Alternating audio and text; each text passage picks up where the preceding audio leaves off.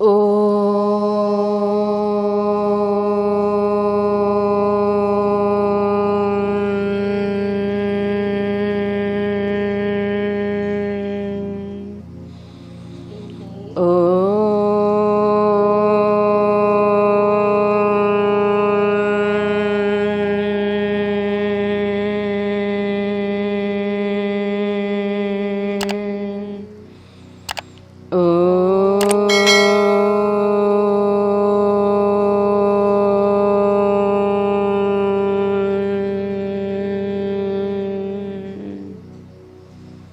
నమస్తే అండి, నా పేరు క్రాంతి అండి. నేను ఒక యోగా ఇన్స్ట్రక్టర్ అండి.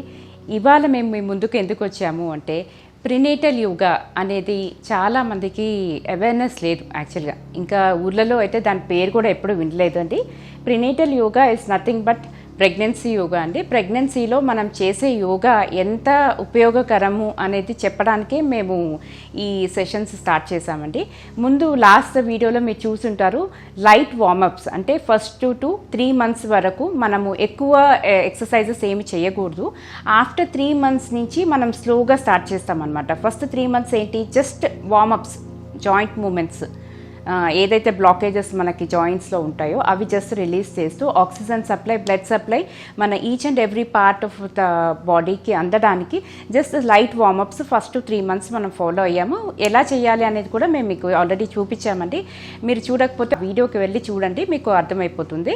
అండ్ దాని తర్వాత ప్రాణాయామాస్ విత్ చాంటింగ్. ఇప్పుడు ప్రెగ్నెన్సీలో ఒక విషయం గుర్తుపెట్టుకోండి, మీరు చాంటింగ్స్, స్పిరిచువల్గా చాంటింగ్స్ అనేది అంటే మీకు మీరు టైం స్పెండ్ చేయండి. ఫ్యామిలీ తోటి అందరూ మనకి లైఫ్ లాంగ్ ఉంటారు. మీరు బేబీకి ఇచ్చే ఎసెంట్ ఏంటి అంటే ఇదే అనుకోండి. మీరు ఎంత మనీ సంపాదించి పెట్టినా అది ఇట్స్ ఆఫ్ నో యూజ్ అండి. మీరు ఇప్పుడు ఈ కష్టపడే ఫస్ట్ మంత్ నుంచి 9 months వరకు ఎంత కష్టపడతారో, ఎంత మీ బేబీ గురించి మీరు ఆలోచిస్తారో, ఫుడ్ అండ్ న్యూట్రిషన్ కూడా ఇందులో ఇంక్లూడెడ్ అండి. అవి కూడా మేము కవర్ చేస్తాము రాబోయే వీడియోస్లో.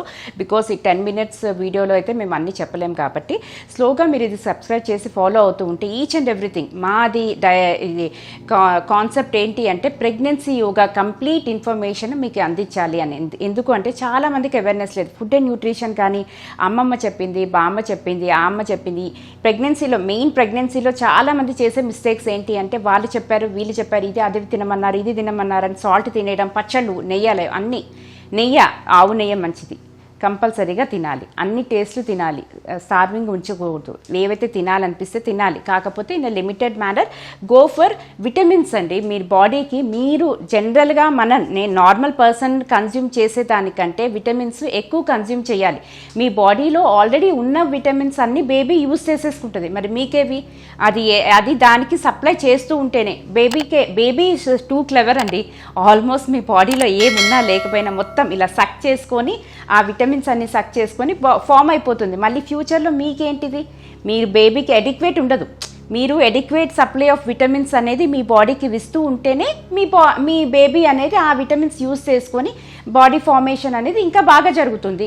And after pregnancy, after delivery also మన వీక్నెస్ రాదు.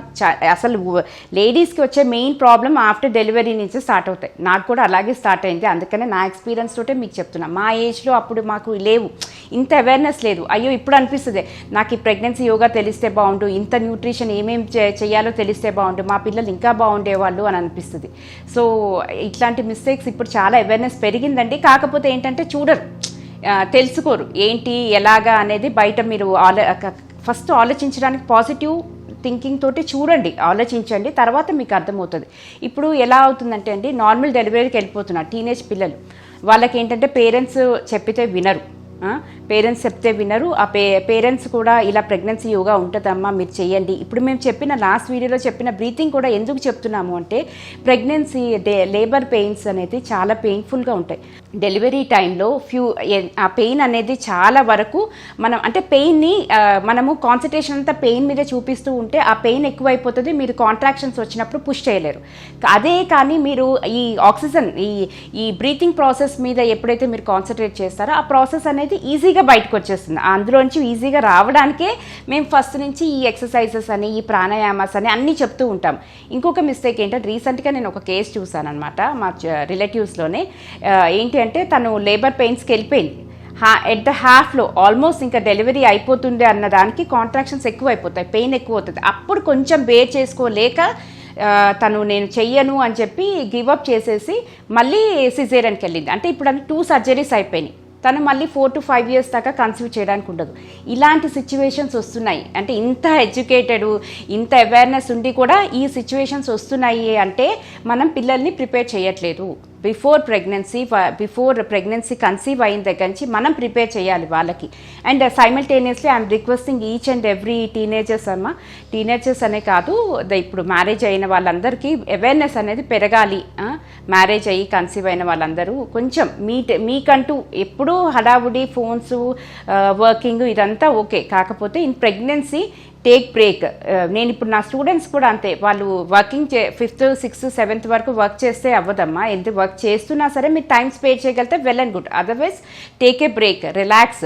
మీకు అది రెస్ట్ చాలా అవసరము. Each and every day is important in the pregnancy అండి. Each and every day rapid growth అనేది ఉంటుంది బేబీకి. మీరు ఏ రోజుకి ఇవ్వాల్సిన న్యూట్రియంట్స్ ఆ రోజుకి ఇవ్వాలి, ఏ రోజు చేయాల్సిన ఎక్సర్సైజ్ చేస్తేనే you will have a healthy pregnancy and healthy baby in your hand.